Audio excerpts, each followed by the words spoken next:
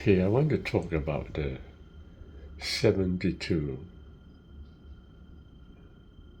names of God. The 72 names of God are actually the triplet alphabet.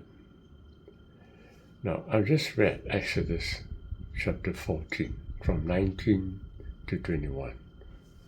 There are actually 3 verses, and each of the verse is actually 72 Hebrew letters.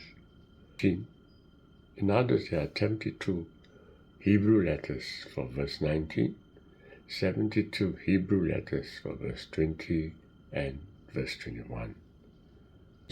Now, since the verses are parallel, what we need to do is actually take the first verse as it is, reverse the second verse, which is verse 20, and allow the verse 21 to be as it is. So what happened is that with three letters repeated 72 times. So each of these 3 letters is said to be the name of God, repeated 72 times. What's the implication of it? The implication to me is awesome. See, what people don't realize is that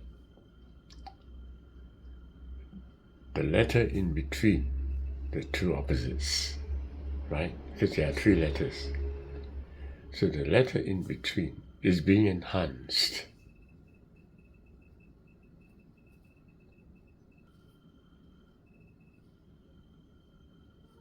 I think maybe they made a mistake here.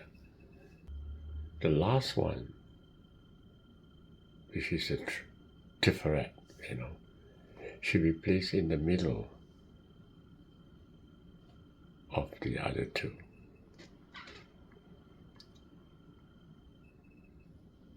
Because that's the triplet. That's correct. Okay, anyway, so what does that mean to me? Well, it means that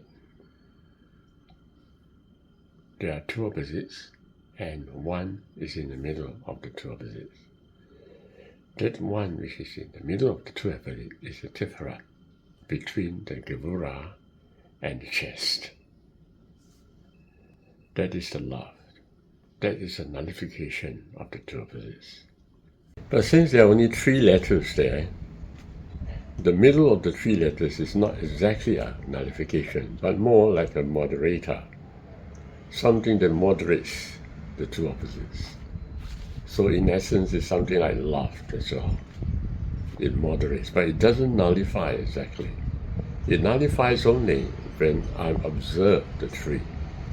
So when I observe the 3, then coupled with my observation, there is 3 pairs, which leads to the 6th. And there is a nullification on the 7th. So you have a nullification for 6 days. And then you have a nullification opposite for the next 6 days. Together they form 12. So that in the middle of which is a nullification. There is not a single letter there. That's right. Somebody was asking me, why must the 6 be double? Why you need a 6 and a 6? Well, I guess there still need to be a duplex. So you have a 6 and a 6 to form the 2 opposites of 6.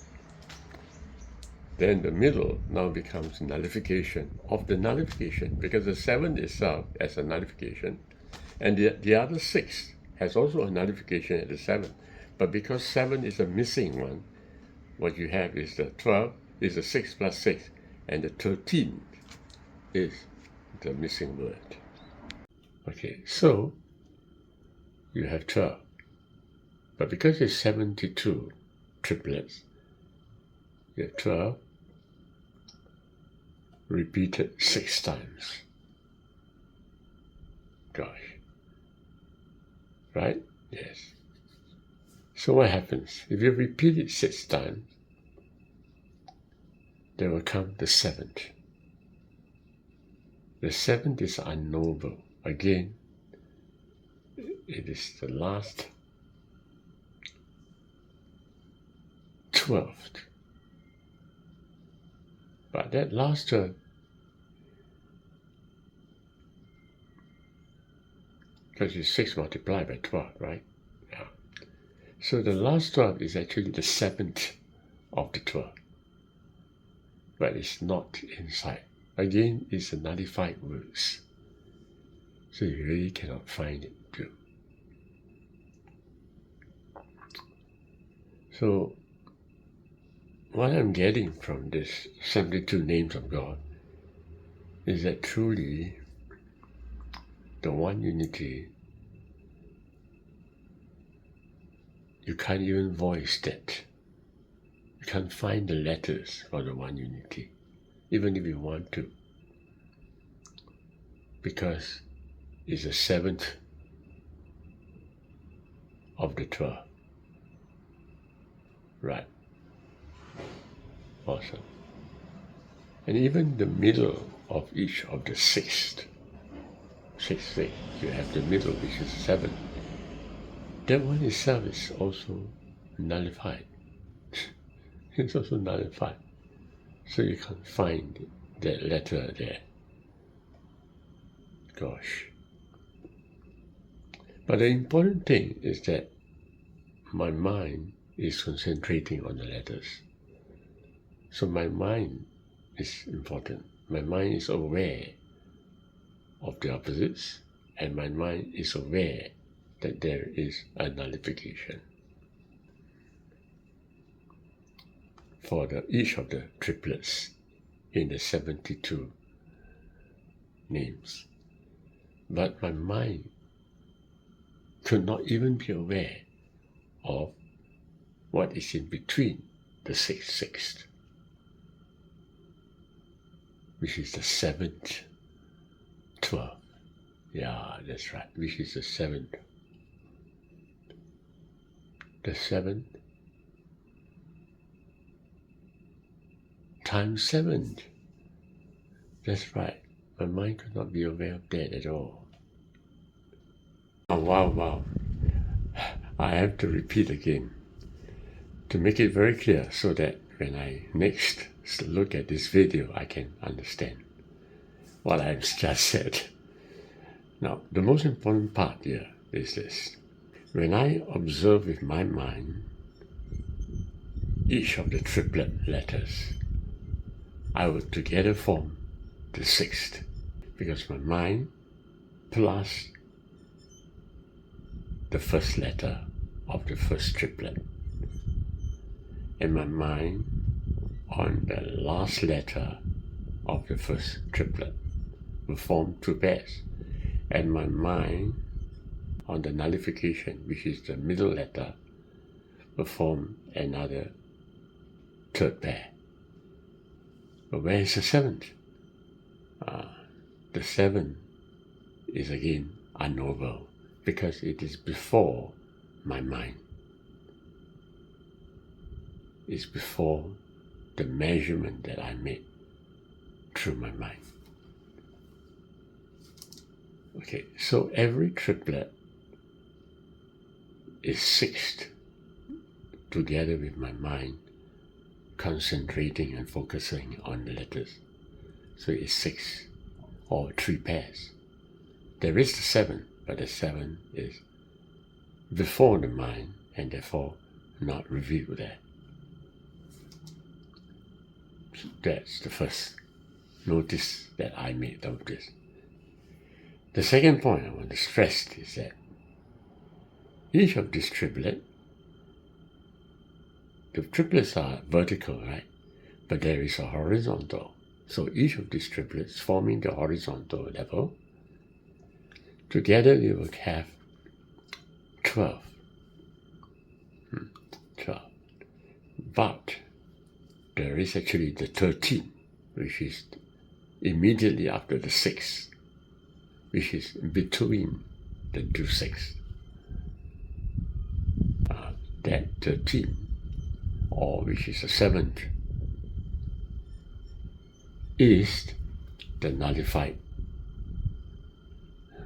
triplet. There's a triplet there, but it's nullified.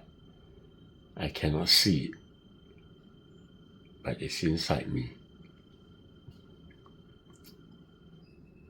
This nullified triplet is the 7th, 12th, the 7th, 12th. Yes. So together, actually, there are actually 72 letters.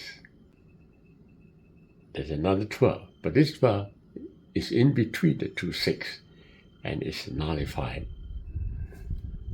It is behind my measurement, and in between the horizontal.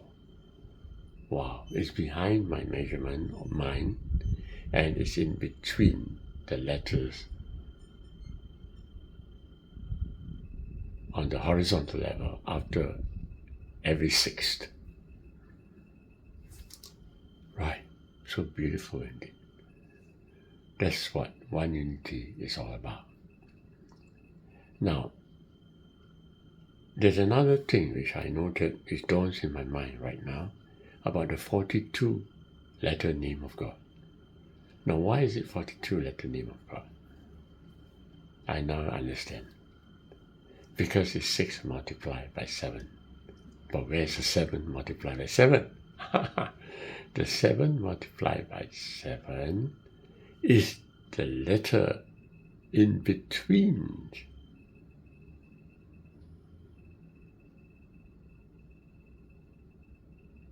Yes, in between the 3.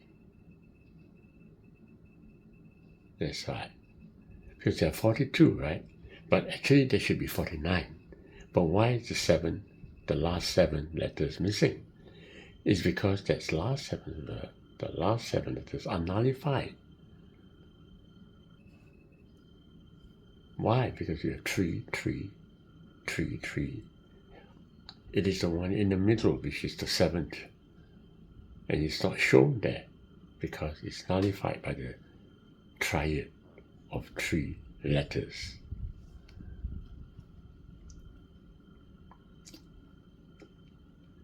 In the case of the 42 letters, there are no triplets. It's just simply letters that are arranged horizontally. There's no vertical element there.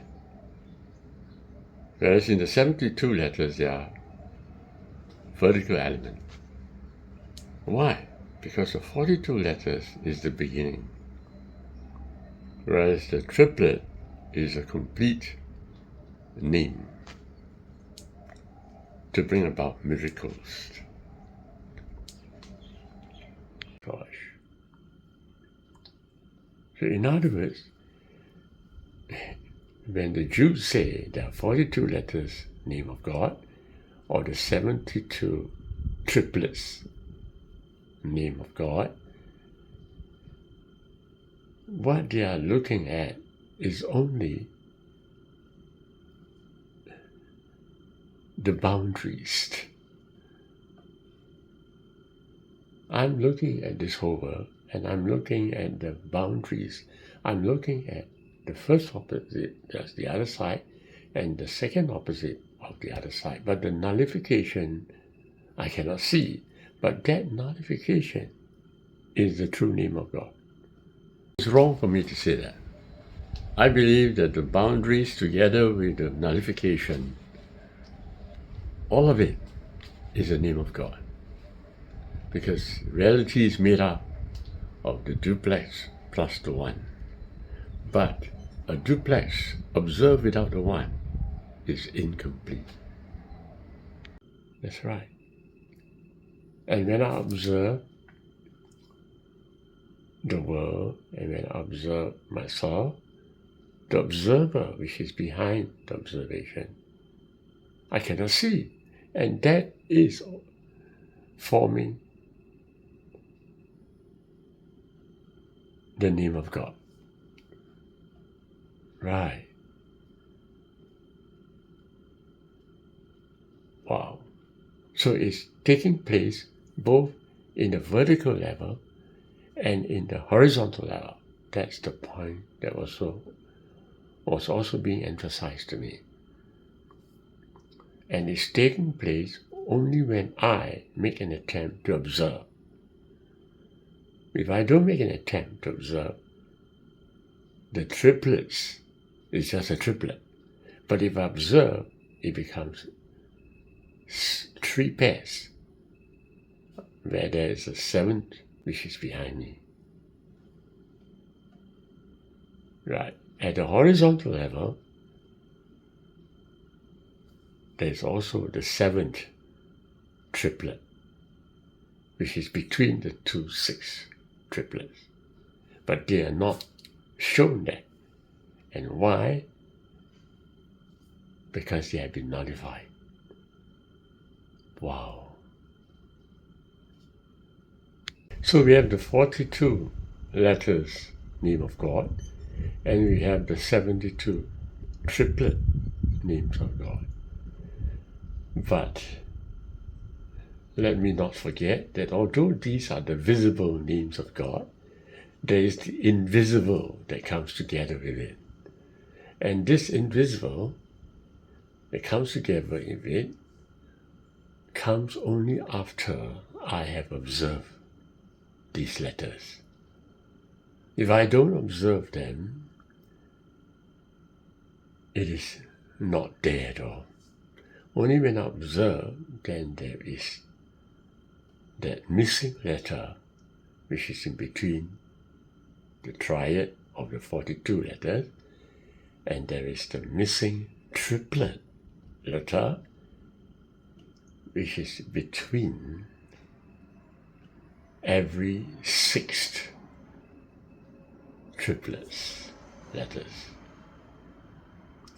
So in other words, the visible letters are important, but there's also the invisible letters which has to be there. Now I stated something very important. I said that the nullification words and the nullification observation of the words, which is the 7th, can only be found when I observe. How is that so? Well, it is true, because only when I observe, then there's such a thing as a missing word. Only when I observe, there's such a thing as an observation which I could not detect. So only my attempt to observe bring about a revelation of the one unity. Only when I do it. I cannot observe it because it doesn't exist in this universe. So if I search for it, I can find a missing. But if I don't search, but merely use calculation or mathematical patterns, I won't be able to find it. I'll just simply find a 12th zodiac sign. This last statement I made is incorrect. Even if I search, I won't be able to find it. And even if I mathematically calculate, I won't be able to find it. Why?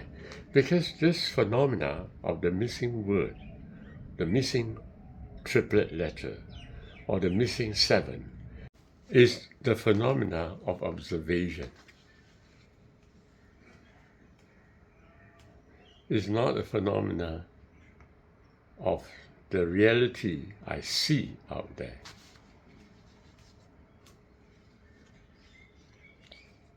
It's not a phenomena of the physical world. You can't find it at all, the 7th. Only when you observe. Then, if you are very spiritual, you notice a sense of a missing observation behind you.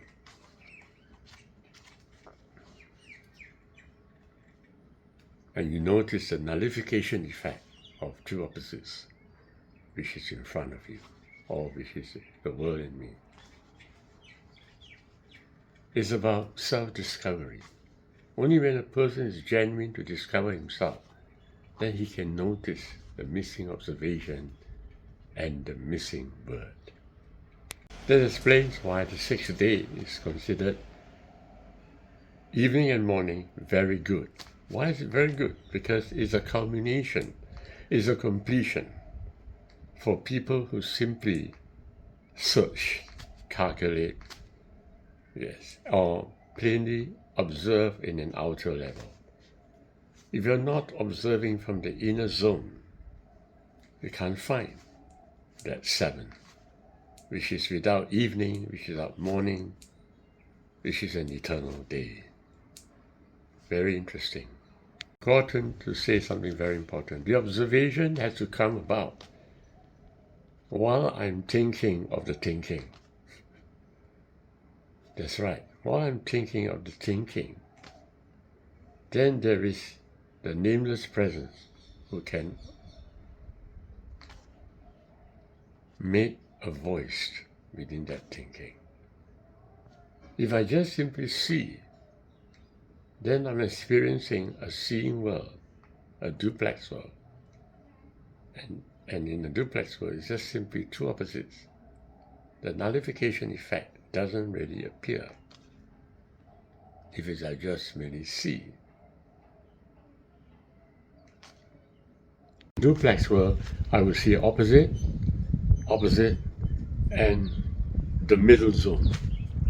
I won't treat that middle zone as nullified because that middle zone is kind of moderation between the two opposites. That is why the triplet name still exists. It's not nullified. It's only nullified at the 7th. But when it's only 3, you don't get nullification there. So only a 3 there is in between the 7th, which gets nullified. But the 3 itself never gets nullified, because the middle of the 3, that means opposite, the middle never gets nullified. It is still what you call the center. It's something that you see which is the averaging of the two opposites. Beginning to understand why the 72 is different from the 42. You see, the 42 is like a young boy who hasn't discovered presence, so he couldn't even see the opposite and the middle. You require a number of years to live in this world before you can sense some kind of two opposites and a middle to argue with, right? So that's why the 42 is the beginning. When the person has already gained some form of self, then there is a triplet letter. But then that's still not enough. He needs to observe the triplet before he could find the nullification process. That means I must observe the opposite. I must observe also the opposite of the opposite, right? Which is me. And I must observe the middle, right? So that there is 3 pairs. This will bring about a nullification of the 7. Why? Very simple. Because for a person to observe the opposite and also observe the opposite, I think he will get into a nervy state because he's observing. What has happened is a lot of people just look at one of the side of the opposite and they never look at the same time the two opposites. So they never get nullified at all. They just simply take their turn. They observe here, they observe here, they observe here. But they don't observe at the same time. You need to do that so that there's a nullification effect. The nullification is taking place inside the observer. Right? It is not taking place in the world, nor in the idea of me. No, it's not. It's taking in the observer. And so when the observer observes two opposites, there is a nullification inside him. This is where God wants us to be. We need to be nullified where the observer is, not where the world is. This explains why when I'm young, I just merely see opposites, right? That's right, but I don't feel the nullification effect. I mean, Okay, if somebody troubles me, I just feel being troubled. That's when I'm getting older. I feel myself being troubled. But I still don't go into that nullification zone. I simply take revenge or I get angry with the other party, right? That's what happened to me when I was 20 plus. When people go against me, I go against them. I don't enter into the nullification zone. Those people do not enter into the elimination of the self. They did not enter into the nullification of themselves. They refused to do that. They couldn't accept that nullification of the self. That's the reason why they never progress to the deeper part of themselves. Is that I was able to discover the nullification of the seven simply because I observed my own thoughts. When I observe my own thoughts to the end, I'm observing my own self to the end. This nullification brings about the breath. That's how I began to realize the seven nullifications. Mind you, I wouldn't have observed my own thoughts if it wasn't for the fact that my father's death had left a tremendous gap in me, a zero state. And then an angel spoke to me and urges me to do a meditation process. And the correct meditation, he told me to do that. And that's how I began to understand. It took 10 million years before I could see the value of observing my thoughts. Wow. So how do you expect other people to know this? It must be coming from a life beyond my life, isn't it right? So only when I observe two opposites simultaneously, then I can enter into the seventh nullification. There has to be a simultaneous observation. So this means it's very important to have the visible world, right? The visible world is there for me to observe.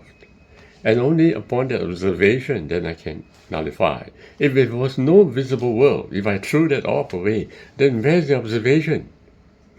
The observation is required for that visible world. So both worlds are very important, the visible and the invisible. And I remembered, that's why God said this to Abraham. He said, walk before me and be blameless. Why walk before me? That means to say I'm walking in front of God. Now I'm beginning to understand perfectly. Because I'm actually in front of God. Whatever that I'm seeing right now is only the visible part of reality. Behind me, the observer, is the invisible part of reality. So that's why it says, walk before me and be blameless. And then in the story of Exodus chapter 14, from 19 to 11, what's happening? They are told in that story that the angel was always moving before them. They followed the angel all their life. That's true. My life has been just following the angels. That's very correct. But what's so interesting in that special moment is that the angel went to the back. And when he went to the back, the angel was a light for the Israelites who were at the front, but a darkness to the Egyptians who were behind. So the angels kind of separated the two people apart. Okay, what is happening is that when I look at this world I lived in, without bothering to look at the thought that looks at this world, it is like I'm moving along in this world, being commanded by the angel. That's right. I move along in obedience. And everybody is doing that. They're just obeying the angel, which they don't even know. But when I observe my space-time, that's right, when I'm aware of the thinking, the angel that is in front of me goes behind me. So now I am the ruler. I decide the destiny of my world because I'm ahead of the angel. Gosh, that's what it means. Walk before me and be blameless.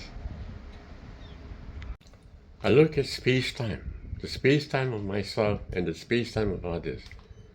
And because the nameless presence is watching space-time, the nameless presence takes control of the destiny of the two space-time, me and the world. And this is the power that I have as I watch the world through the thinking process, as I watch the mind of God from the nameless presence. God is actually trying to tell me that I should not be disheartened when I observe my thoughts. Because when I observe my thoughts, there's going to be nothing special that I'll be seeing. Because what I'm seeing is only the visible reality of this universe. When I observe, the most important part is someone is the one unity observing through me. That is the most important part. And that one is observing through me can only be done if I observe the world. And so when I observe the world, the one unity now comes in between me and the world. What does that mean? It suddenly dawns on me when it comes in between me and the world. Gosh, it means that the one presence now springs forth, right? And I'm allowing the one presence to spring forth like that of the night, not of the day, but of the night. And this is where the angel of death is on my side to eliminate all the enemies. There's the whole difference there. When I judge, when I see space-time from the nameless present, the space-time of other people and the space-times of me, I bring forth the presence of God totally into this world. Yes. And it is awesome. The nameless presence will have its will completely resolved. That's right. Not me, not the world, but the nameless presence itself. And this is the key to the purer life, to the promised land, to the deliverance of the people from Egypt. Ever since I've been observing the world, I find that I have loved inside. There's a community of people that I'm engaged with all the time, and I do not resent like the way I resent. I do not feel being attacked like the way I always feel being attacked. Because there's coming in between me and the world, loved. So I don't feel being attacked. Wow. Instead, I feel love all around me. And that's the reason why I approached Jonathan Chi. I'm not angry with him, but I cannot possibly relate with him for this time being because of this harshness. But anyway, I have approached him. That's the most important thing. That approach is love. That observation is love. That observation is the nameless presence that comes in between me and the world to bring about the invisible reality of one. Now, this morning I woke up with a dream, and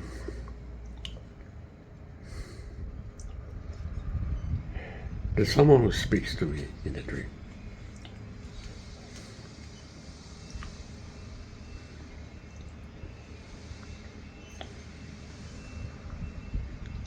It seems to be like a message like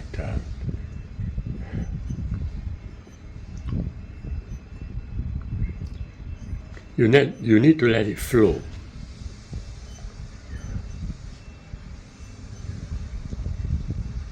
So that you can become fully aware of it. Let it flow.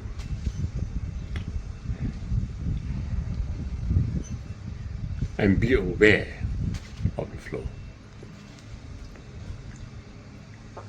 And while the dream was going on, I could feel the word let it flow. It is kind of feeling. It's kind not just a feeling, but there's a visual impact into me. Let it flow. Like as though something is flowing into me. And then I'm asked to be aware of that flow. It's to this effect. Yeah. So what do I come out of this? What's the meaning of this dream? Well, this morning I became to be quite aware of the fact that, see, the thoughts that I'm having right now, including thoughts of myself, everything, I need to let it flow. I should not interfere with the thoughts. I should let it flow. Just as it was written in my previous video.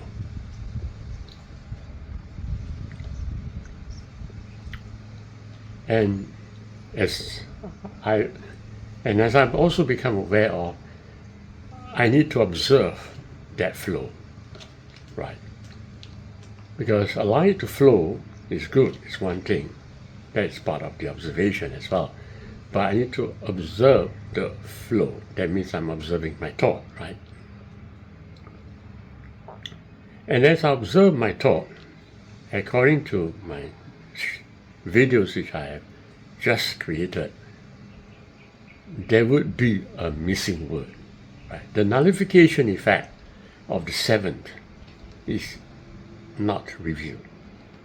But it is revealed only in my observation. As I attempt to observe, that's what the dream is saying, be aware of the flowing thoughts. As I tend to observe that thought, then I will become aware of the missing voice from within and aware of the missing word of the seventh. In other words, and I'm told that what I'm going to see as I observe the world is not something special, but what I am actually igniting or opening up within me, the voice of the nameless. Yes, how I present this observer which is behind me out. That is more important. Before I close this video, I'm trying to say that, you see, like Abraham Chew, for example, whenever I think of him, I have lousy thoughts. What I need to do is to observe those lousy thoughts, that's all. Let it move. And I'm aware of the movement of those lousy thoughts that I'm perpetrating. But I need to observe my own thoughts as I am perpetrating. That's all. I bring the I to the space-time. Same, it's not about Abraham Chew, it's about my thoughts on him, which I must observe. Same thing with nowadays with George Chung. I have no good ideas about him all the time. It comes into my mind, right? But those space-time that I observe while I'm looking at him, while I'm thinking of him, could well be his, not mine at all. But it's coming out to me in full blood. So all I need to do is just simply observe the thoughts, not about George Chung, but observe the thoughts that think about George Chung. And I bring my presence, into the night. I bring the presence of I to all the whole world. That's the whole purpose of existence. And the important thing I want to emphasize is that who is the observer? It's a nameless presence. I cannot really note the observer, right? I just simply use my observation of the thinking process. That's all I did. I couldn't observe the observer, number one. Number two is that whatever I'm observing, right? That means George Chung or whatever Abraham Chew is doing, I couldn't control or make out from it, right? Isn't that right? But the interesting thing is that I bring the unipresence out into the space-time. And that's all I need to do, to bring the unipresence. Everything is done for me in unit space. That's right. I don't have to do a single thing. That's what Israel went through. He went through the space of dry land, away from Egypt, without having to do anything, but simply to walk, to bring forth the I am. That is the most important thing. I must not go against Abraham Chew. I must not go against George Chew. No, it's no need for distraction. I just need only to observe and to bring the nameless presence out into that observation.